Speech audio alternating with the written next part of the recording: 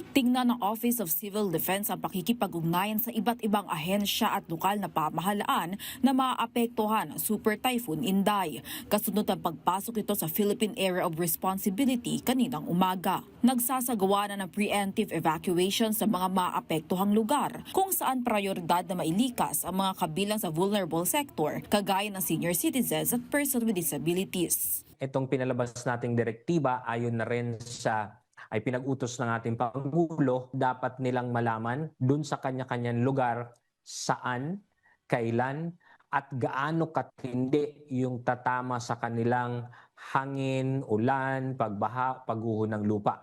Batay sa ulat ng Pag-asa, hinahatak ng bagyo ang hanging habagat na magdadala rin ng pag-ulan sa iba pang bahagi ng bansa. Kaya ibig sabihin po, hindi lang yung extreme northern Luzon ang dapat pong maghanda dahil meron pa pong mga pag-ulan na dulot ng habagat at localized thunderstorms sa Luzon, sa Visayas, at kasama na rin dyan yung Mindanao na yun nga ang mauuna actually na may mga pag-ulan.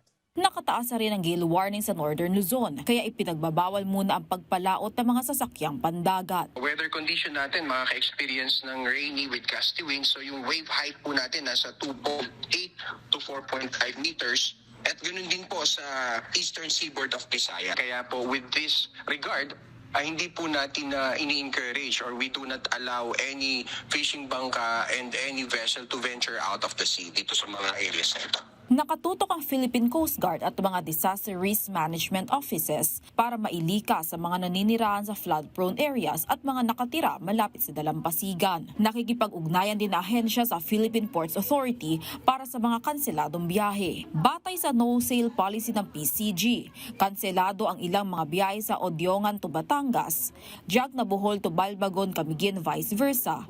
Ilang mga biyahe mula sa Pantala ng Calapan, Lubang at Puerto Galera sa Mindoro, Coron to El Nido, vice versa, at biyaheng Zamboanga patungong Sulu at Tawi-Tawi. Samantala, naghahanda na ang Department of Social Welfare and Development o DSWD ng 4.7 million family food packs para sa mga lalawigang maapektuhan ng bagyong Inday. Sa bilang po na iyan, nasa mahigit 105,000 family food packs ang nakapreposition sa mga warehouses natin in Region 1.